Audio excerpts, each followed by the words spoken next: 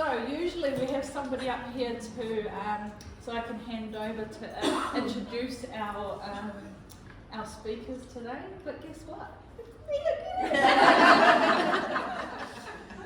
So no, it's Lorraine. It's Lorraine. So I'm going to stop talking now, and I'm going to hand the non-working clicky to Lorraine. You don't actually need the clicky. It's the talking stick. Yeah, the talking stick. Yeah.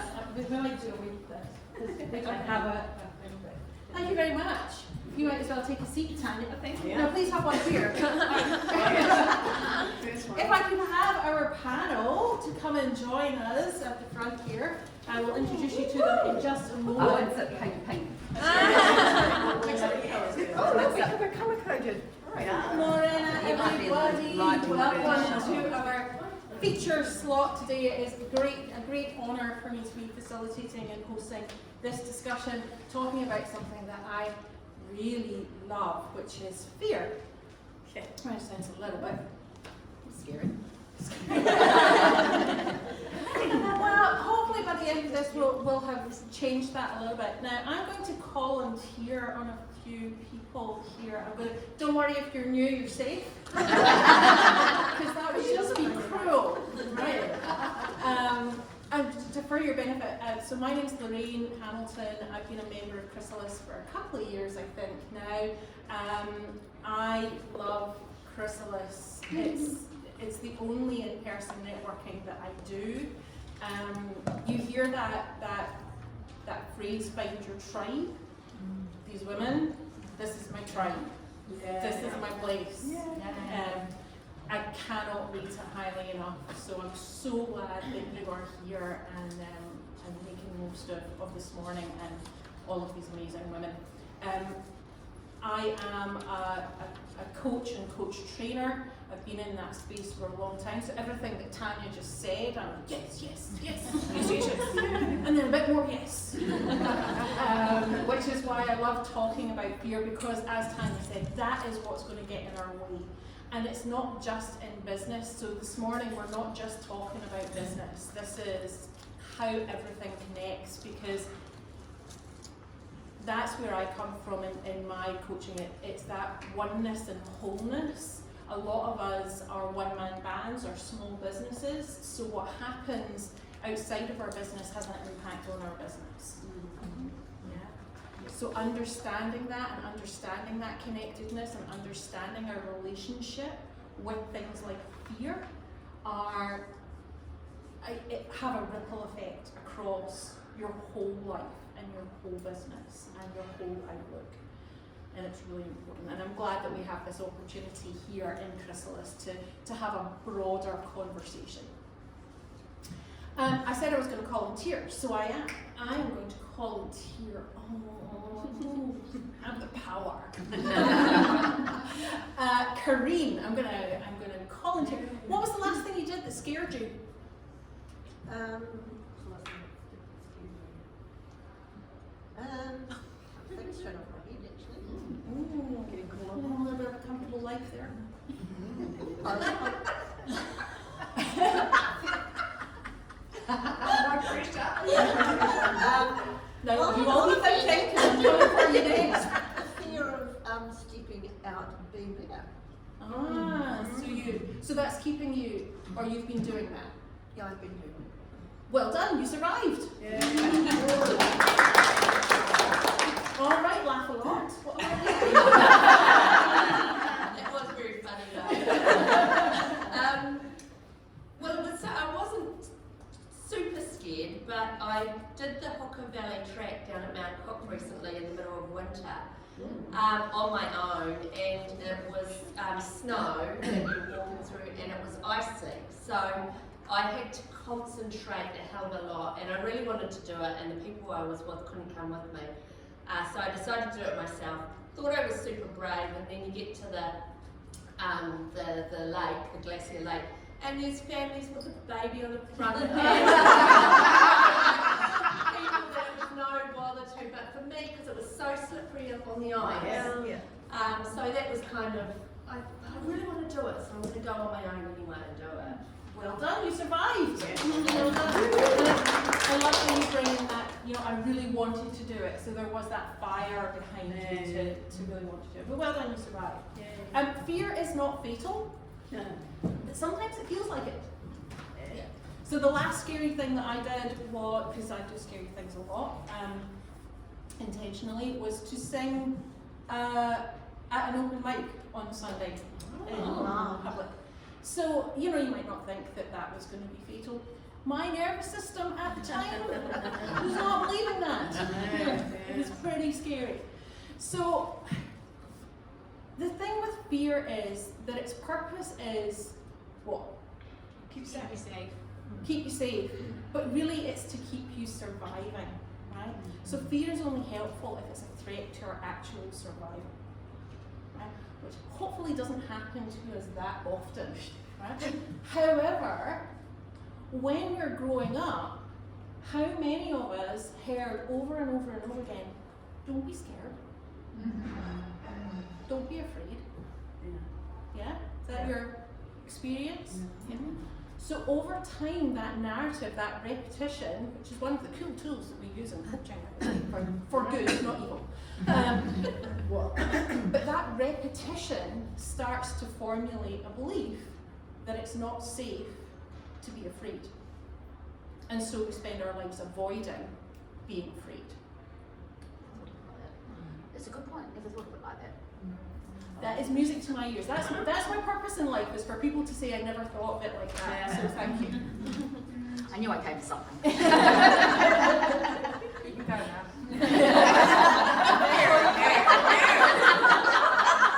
Hey, that wasn't much for $30. Oh, but we're having dances anyway. Right. I shall move this along. So, who was here in the January meeting? Anyone here? Yeah. I can't remember. Okay. So I'm sure it was like because they let me talk about this in January as well. So in January I talked about fear, and I had two different words to describe fear. Does anybody remember what they are? You have to read them. So there was two different words, and they're from the Hebrew language, and one of them is pahad. And pahad is essentially the fear of projected or imagined things. It's the stories we make up in our head. Yeah. Yira is the other word that is used for fear in Hebrew, and that means exactly what you said, Karine, stepping into, taking up more space, stepping up. It's a different kind of fear. So, just want to remind you of that distinction. Okay, what else do I want to say? Not very much. Yeah, just one other distinction. We tend to think about the thing that makes us scary, and if I can leave you with anything before we jump into the panel, it's instead of thinking about the thing that's scaring you, ask yourself, who do I want to be in this scary moment? Alright, and with that, I would like to introduce you to a panel of phenomenal women who have taken fear and turned it into their superpower, because they have chosen to be and move through scary situations. So, Tanya, can I ask you just to give me a one-liner of how you're contextualising this conversation, this corridor this morning, and the frame that you'll be answering questions through? Fear. A one-liner, shit, that's going to be hard. So I'm talking about removing your mask and living life for your true self. Yeah, and that can be scary to be presented with that and to run events where you're actively encouraging that, and that's why we're thrilled to have you on the panel. Thank you. Jane. Mine is about admitting to the world the thing that you really want to do and being brave enough to give it a go. How many can relate to that? Yeah. Thank you, Jane. I'm a breast cancer survivor, and I'm going to talk about my journey. I'm talking from the point of view of having a business that where I have employees and people relying on me that went through a pandemic and closures, and then coming out the other side of buying another business to add to that, trying to keep going. Yeah, pretty scary stuff. Wow. So thank you all for being here. I've got a few questions questions that I would love to ask the panel, and I will do that while you think of some questions that you might like to ask them. And please use this opportunity to get some perspective on what you might be experiencing, what might be holding you back, and also seeing how your experiences and other people's experience of your experience, that will, I'll make that make sense, I promise, can impact you. Alright, so I've got a few questions that I'd love to put to all of the panel. You can just choose to jump in as you feel ready.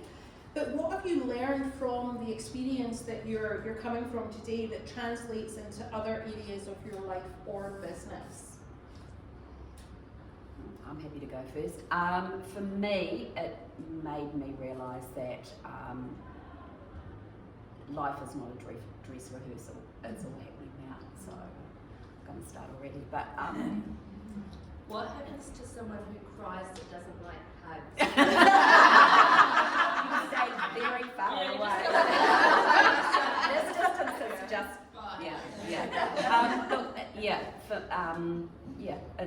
life is not a dress rehearsal, and you do everything you can to make it how you want it to be.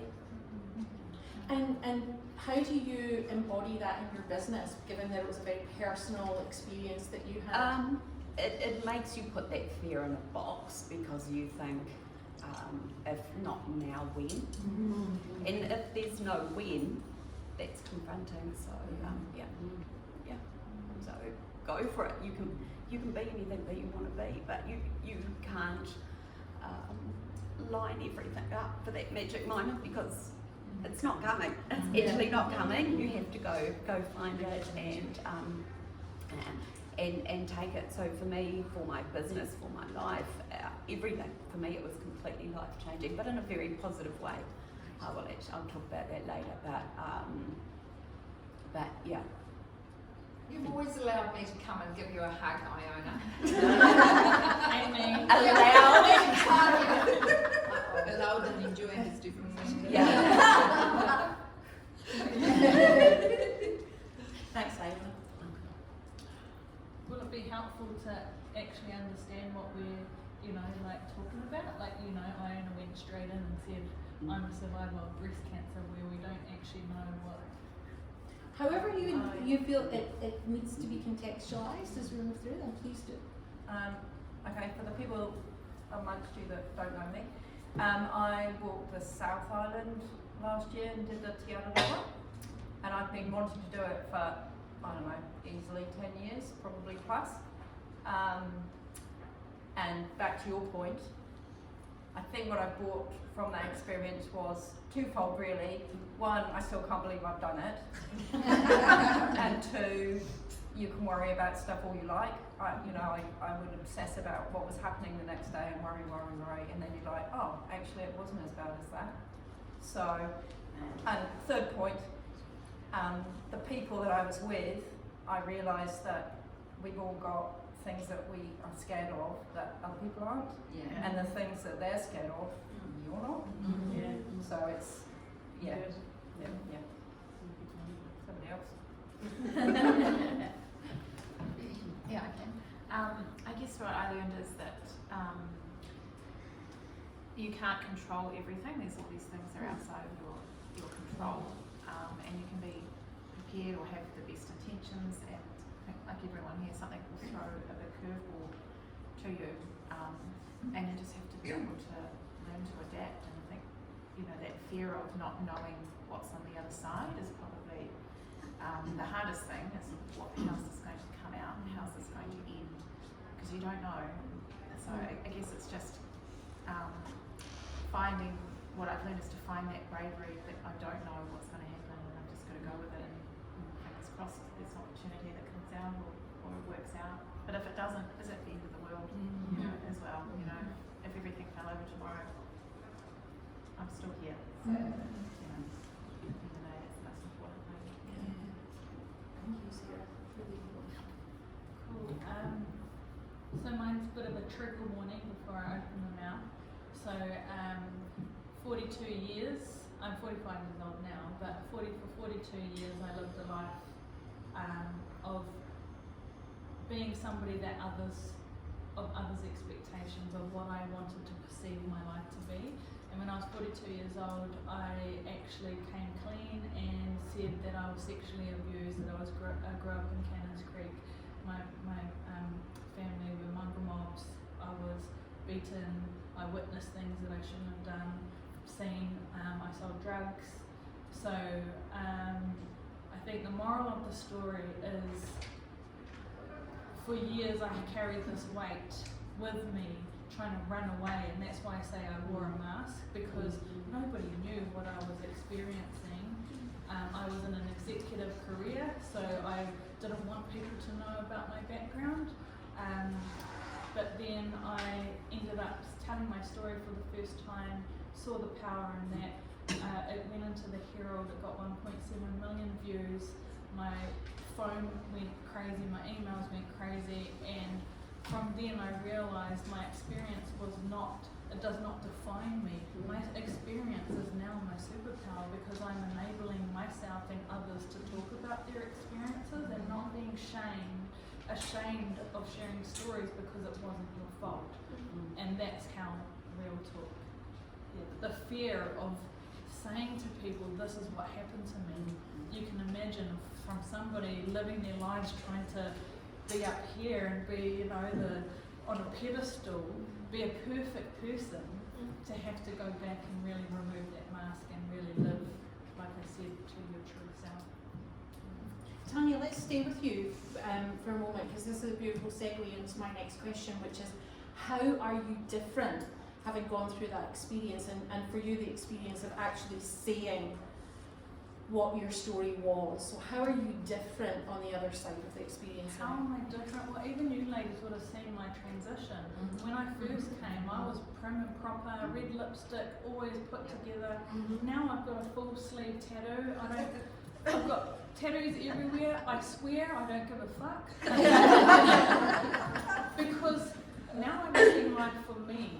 And now I'm showing people that you can't achieve what you want to achieve if you're trying to live dreams for other people. You have to really live this life for you. Like Iona said, it's not a dress rehearsal.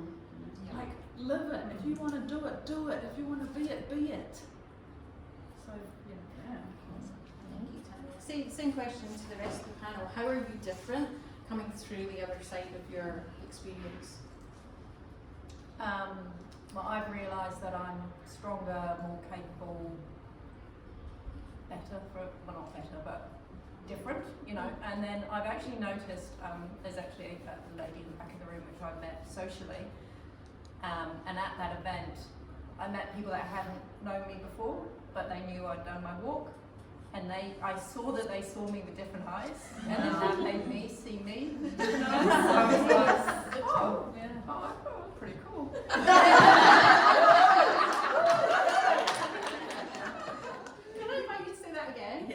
I'm pretty cool. Very well, magnificent, I think.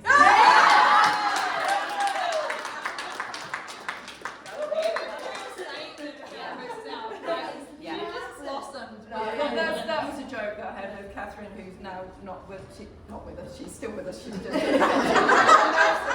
But that was our little joke. So that was me stepping into my magnificence. Can I just make a comment? I think it's very, I think that's very pertinent, because how many of us are carrying how we saw ourselves or how we were treated as children, like you were saying, Tanya, and we carry that into our 40s and 50s and 60s, and then suddenly we realise, actually, I'm not that person anymore, and so you can change, maybe I could do this, because you become that, your internal kind of view of yourself changes, like yours is. Yeah, absolutely.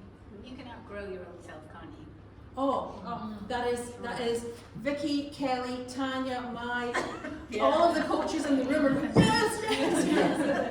Shed that skin, baby. I think it's a particular issue if you've spent your whole life with the same group of people, because I went right through schooling from 5 to 16 with the same group of people, and they were still treating me at 15 as if if I was 6 and the things that happened at 6 and the way I behaved at 6, which was a little bit different.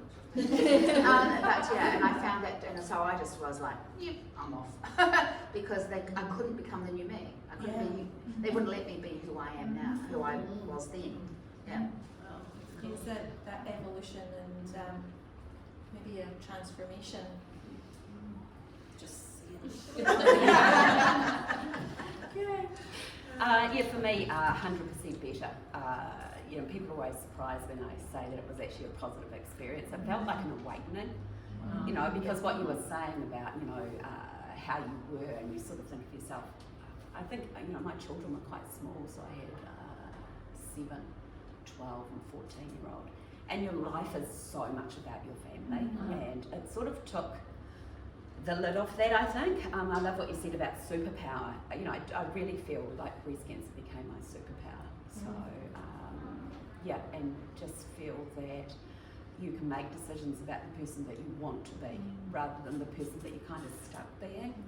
But you don't really realise because you're busy, right? You know, you're a busy mum, you're going through things, you're doing all the things that you should do and have dinner on the table. So, you know, we had pajama parties, we had cake for breakfast, we did, you know, totally. So, for me, hugely better and stronger.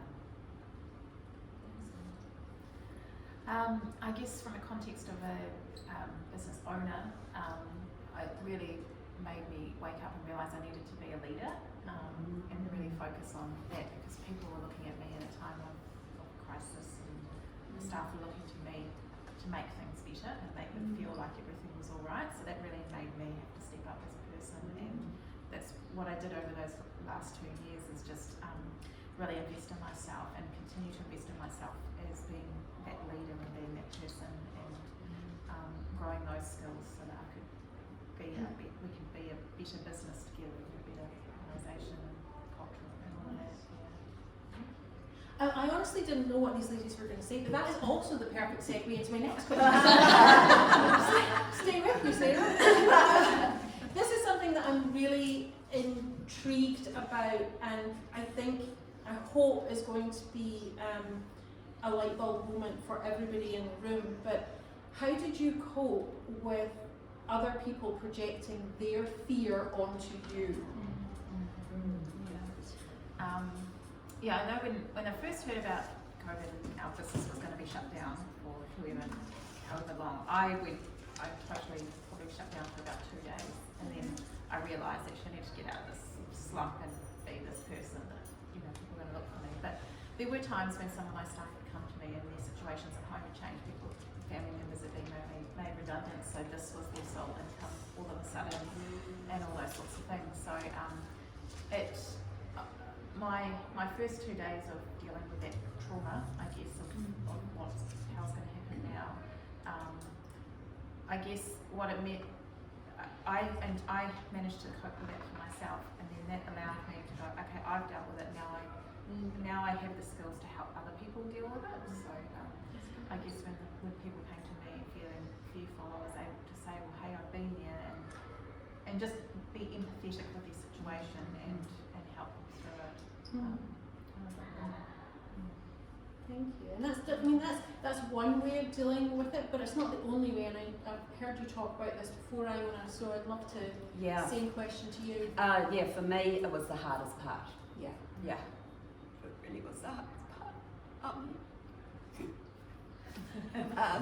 I made my husband run interference because everybody else's grief was crushing. And they all went straight to me, buried in the back garden, so you know, slow your roll. And I only heard that afterwards, and it was from my dad. So yeah, but everybody else's fear was really crushing. So I had to step back from that. As I say, I had a young family, so we made the choice really early that they knew everything that was happening. They were right across it, so we made it fun. We made it just something that was happening. Mentally, I hadn't gone to death. I had literally, like, you know, a lump, a breast removal, all of chemo, all of that stuff. So I was just going through the steps. But when we had to let people know, and then people rang me, and it's like sobbing over the phone. It's like, dude, not helpful, you know. Can you just come round, fill the bottle of wine and let me pissed, you know. It was just, so people's reactions was super challenging, and it really ran the gauntlet. My husband was amazing. He really stepped up, and as a guy that doesn't generally deal with things like that really well, he was super amazing. And how, like, my mum completely shut down, friends disappeared, people that I barely knew brought me dinner, you know. So it's just such a reaction. It's kind of like, you know, you're saying that trigger, there are trigger words for people, and breast cancer is one of them. People's fear and how you react is, So for me, I guess I just, think going through it, it was really just reassuring people and keeping people up to date along the process, because the fear was for the unknown or the unexpected. But if you keep people as part of the journey, like with my kids don't remember it fearfully at that time because of how we portrayed it. Other things got challenging around that, but I don't think they think of that as fear. What's interesting to me about this is that when we're experiencing fear, and this is other people experiencing fear on your behalf, but when we're experiencing fear, we're having a stress reaction in the body. So when it actually comes down to that stress reaction in the body, so everybody's response to fear is different. And so when we're dealing with other people's fear, we don't know what's coming at us. Some people could be really angry and aggressive. I'm curious to hear from the rest of the panel as well. Some people can come from a very conservative perspective. Some people can come from a very emotional perspective. And understanding and recognising that that's their stuff, and you're not obligated to take any of it on, is the skill. Thank you, Ina. Well, this feels really trivial now. I don't really remember people having fear on my behalf, but I think We had it. But I think, from my point of view, it took so long to decide to. Sorry to interrupt you, but did anybody feel the need to give you some advice? Well, obviously I was blanking it if they did.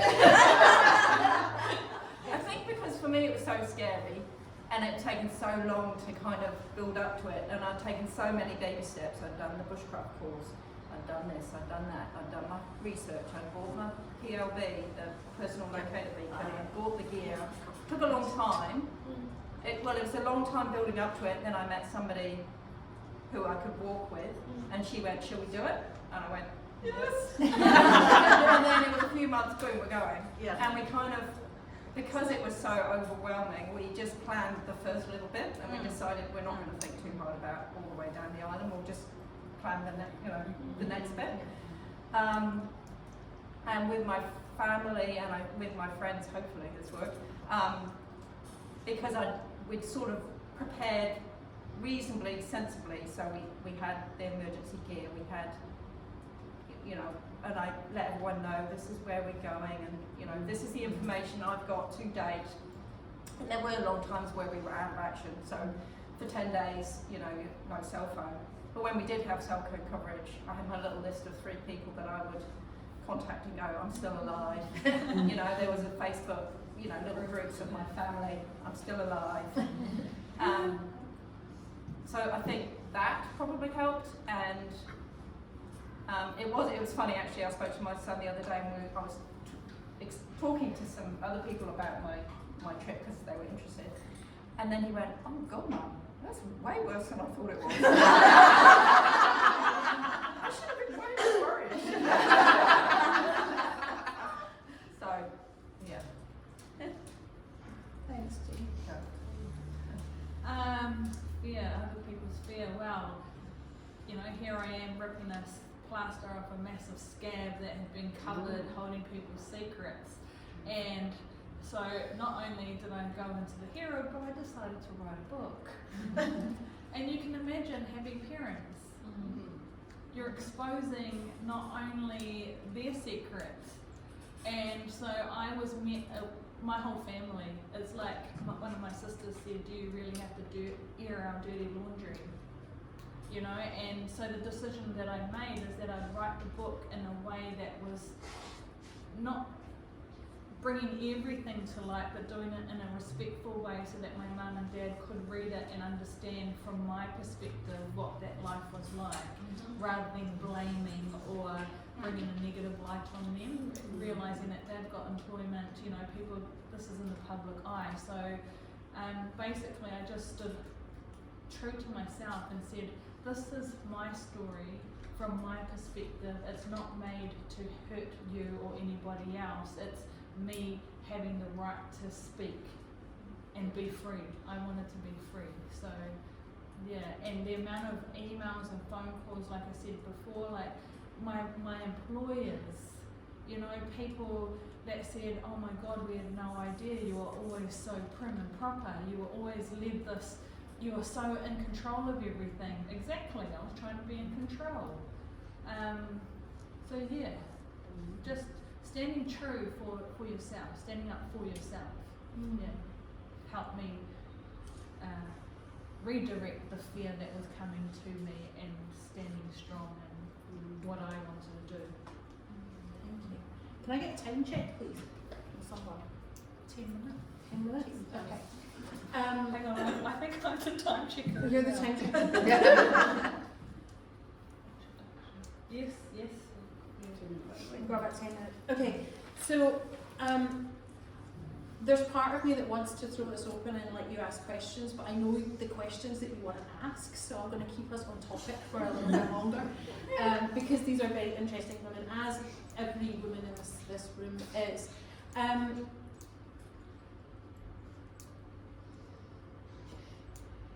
going to ask my last question to the rest of the room. And based on what you've heard and what we've discussed so far, I want you to think about how you will approach fear now based on what you've heard. So does anybody want to share how, based on what you've heard, if you had any moments where that it's just made you think a little bit differently, that you want to try something a little bit different. So just think about that for a second. And if anyone wants to share, please do. I really liked when, I think it was you who said, who do I want to be in this scary moment? Yeah, that's really helpful. Yeah. Thank you.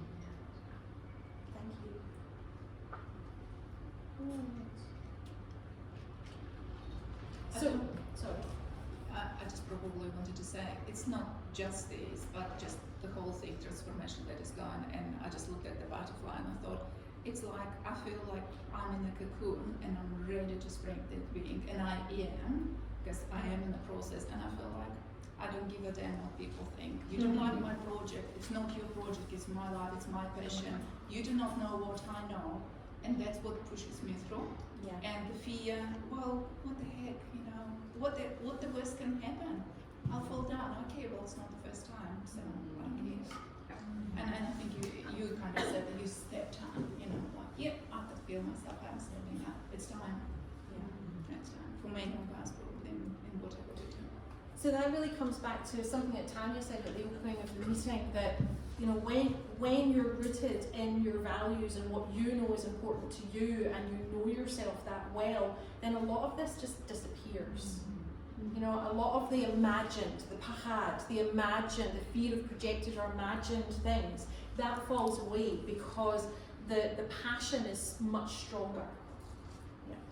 I've sort of got a question for the Yeah, panel. please. So, and it's kind of because I know a little bit about you guys behind the scenes, but it might be helpful for other people. So, the fear that you faced and have overcome, what doors, other doors, has that opened in your life, your business?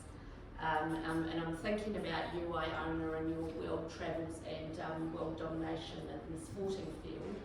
But, you know, what other doors has your fair opened for you? Yeah, so dragon boating was life changing. You know, pretty much turned up to pot around on the harbour and have some tea and bickies, but they decided to turn me into an international athlete, as you can see. And yeah, I think that when you just go through something so scary that nothing else is ever that scary again. Or if there are scary things, it's like, meh, yeah, good try, you know, whatever. So, but the doors that are opened was the dragon boating. Yeah, I've been all around the world doing that. But I think it is back to what you've both been saying. It's around the mindset. It's around how you think about yourself and what you put yourself forward for. Like when I started my job, when I started my business initially, I literally had no business. I just wanted to join a co-working space. So I made one up. and it went from there. And I wanted to build a website, so I did. And then I wanted to go to the next level, and I paid $11 for a Udemy course, and I did. And my kids say, you know, I'm the strongest person they know, and I'm really not. But I think that if you just start picturing yourself as that person, then you become that person, you know. And I think, especially when you have girls as daughters, that you want to be the person that you want to see in their eyes. And again, I think that's sort of been said in different ways here. So it does make you think, if you're doing something, you know, would you encourage your daughter to do it or your friends to do it? But you know, I think sometimes we think that we need to be prim and proper, or there's the, oh, well, that's a really big thing and I'm not that person. You know, these are just the lies that we tell ourselves. And if you take that away and see it is what it is, then anything is possible, and that's super exciting. And the possibilities, you know, and I had to go through something to get there, but I'm hugely thankful of the doors that it's opened up. Didn't manage to buy a chocolate factory, but you know, there's still time. But you do know someone who does. Sell some shares to a unit. Yeah. Do you need a cash injection, Sarah? Yeah, so that's me. Any other doors that have been opened by you embracing this scary experience? For me, it's just little things. It's just being more willing to say yes when they say, will you be the technical person to do the Christmas and in work stuff, I used to worry about sending an email, you know, asking for something or just putting myself forward. So I still worry about it, but I just worry less about it. Or I might not phone Angie and go, what do you think I should do about this email? What should I say? I just go, does that sound okay? Yes, just send it. Yeah. So I think it's just less brain worry. Nice. Yeah. More trust in yourself. And it's a muscle, right? The more we exercise it, Yeah. the better we get at it. But And the then- more we avoid it, the bigger the fear becomes. And also that idea about everyone has their strengths and everyone has their weaknesses. So you may not be great at all of the things, but you're okay at some of the things. Yeah. So just do those ones. Yeah, just stop worrying, which is much harder to actually do than it is to say. I often refer to worrying as an indulgence. Do you have time to indulge in worrying? Because we're all busy women. I think for me, the doors have not only opened up for myself. I'm a Leo. I like the limelight. I've had a big ego. So doors were open and I'll be like, yay! But now I've stood back and actually seen the legacy, like I talked about the legacy that I want to leave behind. And now I've taken myself off stage to provide a space for others. So I coach, develop, train. I get other people to tell their stories and I get them used to telling their stories confidently on stage. Then they get in the paper, they get in the radio, they get on TV. So it's not about it's not the Tanya show anymore. It's about what I can do to make their lives better for their journey, for their whānau, and for their lives ahead. Removing that mask and just living true for themselves. So not only had the doors open for me, but it's allowed me to provide a platform to open so many doors for so many other people. Thank you. Any questions from the audience? Yes, please. So what was the other business that you bought? Oh, another chocolate business. But wait, there's more chocolate. Oh, excellent. Long start.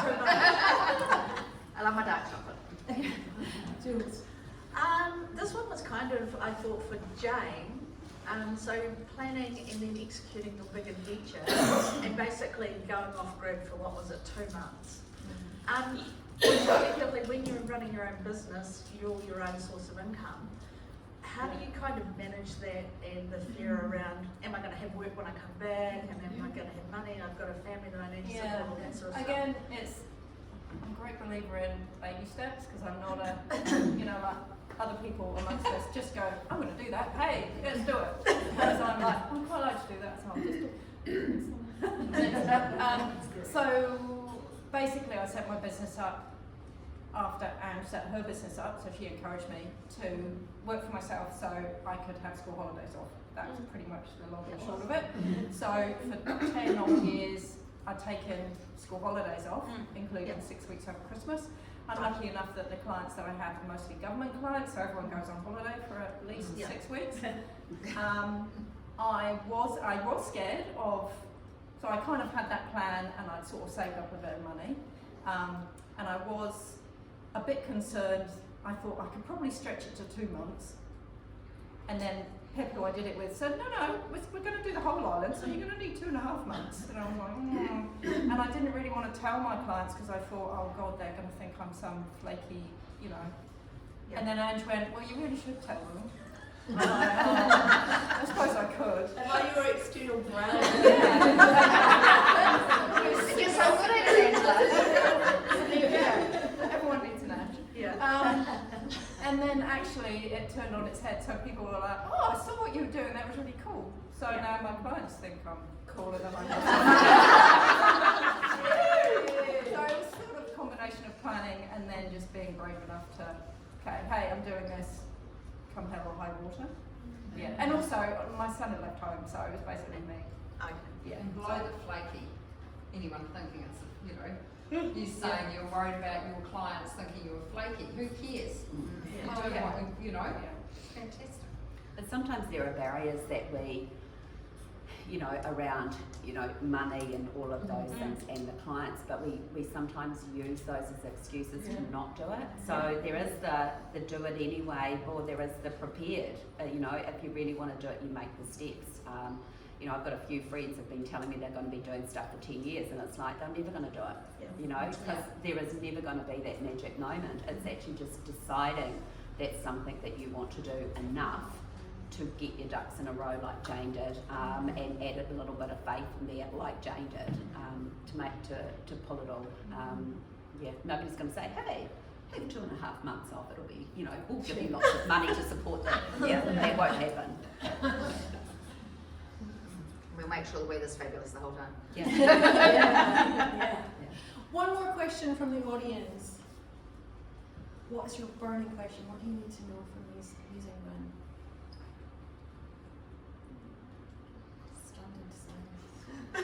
What's the one thing that you think that you could tell all of us that you think either was big at heart for you, or you think we might find the most useful, if you haven't already told us?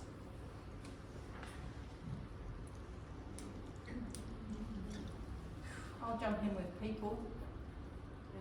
I think just setting yourself on a course, and that whole thing of the universe will provide the people that you need, that idea, that you're not always going to have all the answers, and sometimes you just need to start, and then that other person will arrive as an opportunity that you have to be brave enough to kind of go, oh, this is the opportunity that I've been waiting for, yes, I'll do it. Yeah, I think that's it. It's like being open, and as Jane says, sometimes it's just start. Because you can change direction. You don't have to. Nobody's saying you've got to strap on headgear and become a crash dummy. If it's not working, then change. Or if it doesn't work, stop. no one died, you know. There are worse things. So if it doesn't work, and I guess sometimes it's like, well, what's the worst thing that can happen? And really, is that so terrible? Or how do you feel if you didn't try? You know, for me, that's worse. You know, you sit there and, you know, I don't want to be that person, you know, woulda, shoulda, coulda, didn't. There is some Facebook thing that goes around about this old lady, you know, getting up to the pearly gates, you know, it's like, you know, you want to run out of everything because you put everything into living, you know. I want to be that person. Yeah, I'd probably say the same thing, actually, just what's the worst that can happen if you don't put yourself out there and try something. I think that's for me, is just putting myself out there and saying, yep, I can do it, I'm going to give this a go, turning the fear into something actionable, something you can do, and channeling it, and don't let it overcome you. Because, you know, that's going to shut it all down if you do that. I was interviewed for something, and it said to, one of the questions were, you know, what are your failures? And I'm sitting there thinking, and it's like, it's not that they haven't had failures, I just don't think of them as failures. You know, for me, they're steps along the way. You know, we don't just go, oh, that was a really big failure. You know, or we might say that in the moment and we move on because we've changed something to make it more successful. So, you know, it is like, you know, what is the worst can happen, but it's also, we actually just don't need to think about that. We can actually just start and just see where it goes and, you know, what are the possibilities. Somebody said to me the other day about, I was a bit like Garfield, it said Garfield doesn't like Mondays, and the person that said it to me was actually me. But I love Mondays, and people go, oh, that's weird, and it's like, because the week is full of possibilities, right? Friday, you're dead. I hate Fridays. You're dead as a duck. It's like, it's all over, cranking up over the weekend, ready to start on Monday. And it's full of possibilities, and possibilities are there. We just have to be open to them and just start and see where it takes you. Cool. I love what you said there, Iona, about failure, because I also have the same problem. And being a former engineer, we don't have failure in engineering. We just have data. It's just data gathering, and I take that into life as well. It's like there is no failure. It's just more information. It's just a course correction. Failure is just a course correction. You just change a little bit, but it's the same direction, but just over there. It's just like the river takes a little bit over the storm. And we can't get that data without trying. That's it. And fail just means first attempt at learning. I agree. And sometimes your redirects take you to a wee bit of place, don't they? Oh God, You know, often when we stumble, because failure is a really strong word, you could call it, you know, it's feedback. It's all just feedback or data or whatever you want to call it, and moving you on to something that's often much better, where you feel more in your heart and less in your head. Yeah. And you know, when you have those stumbles, you realise that you get back up on the other side and you go, hey, I'm kind of cool. And that just fuels Tanya, I want to open to you just to answer that question before we go. Mondays, I love Mondays because the kids go back to school. And in the words, this is a good way to finish, in the words of Nike, just do it. All right, can you join me in thanking our wonderful panel?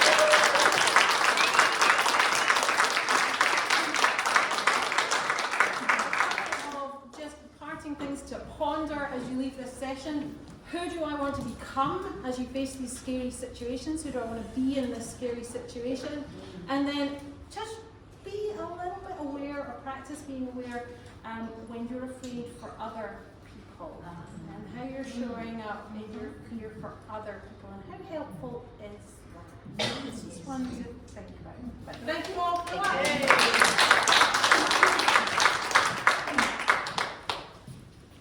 Thank you.